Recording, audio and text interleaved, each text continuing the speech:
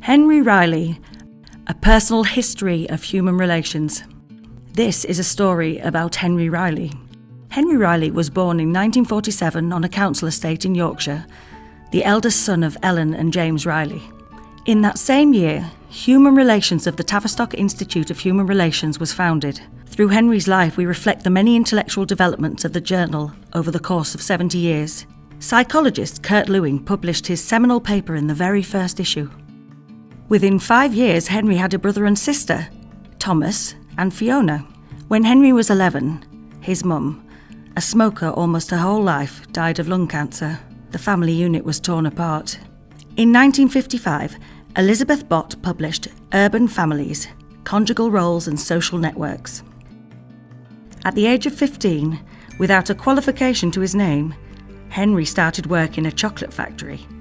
In 1965, Henry met Maria. 2 years later, they were married. 2 years after that, their son Wilfred was born. Stella, their daughter, came along 18 months later. In 1969, they bought their first home for £1,800.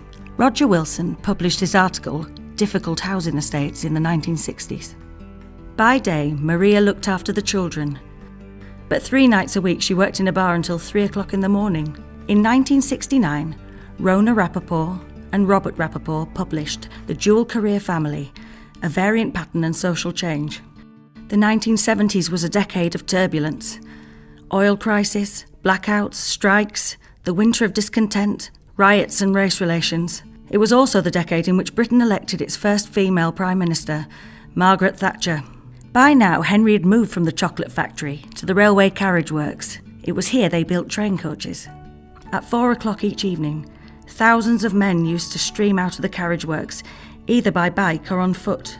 Human Relations published its first special issue in 1971 on family and work, guest edited by Rona Rappaport, Robert Rappaport and Peter Wilmot. Henry's kids were growing fast now. The family moved house for the final time. Henry's brother Thomas was a miner in South Yorkshire. In the 1980s, after the miners' strike, Thomas never returned to work due to the state of his lungs, and he died later at the age of 58 of a heart attack. In 1980, Phyllis Moen published Measuring Unemployment, Family Considerations. In the 1990s, along with the internet, other kinds of change were afoot. The railway carriage works closed down in 1996 and the land was sold off. All of the thousands of men lost their jobs. Henry was one of them. In 1994, Pushkala Prasad and Anshuman Prasad published The Ideology of Professionalism and Work Computerization, an institutionalist study of technological change. At the end of the decade, Human Relations went online. For the first time, people could read the journal on their computer.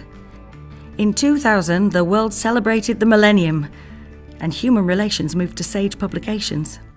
Henry returned to the chocolate factory as a temporary worker on a short-term contract. He'd come full circle. The company had changed hands in the 1980s, and Henry told Stella that factory workers would be penalised by no shifts if they were more than a minute late. Henry was always on time.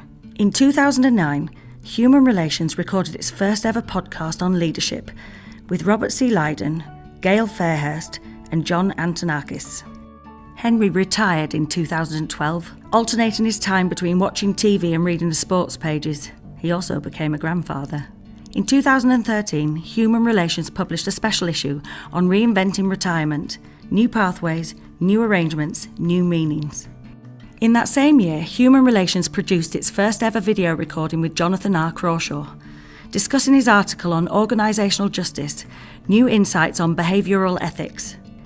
In 2016, we come full circle again. Looking back to Kurt Lewin's article in the first issue, Stephen Cummings, Todd Bridgman and Kenneth G. Brown published Unfreezing Change as 3 Steps, Rethinking Kurt Lewin's Legacy for Change Management.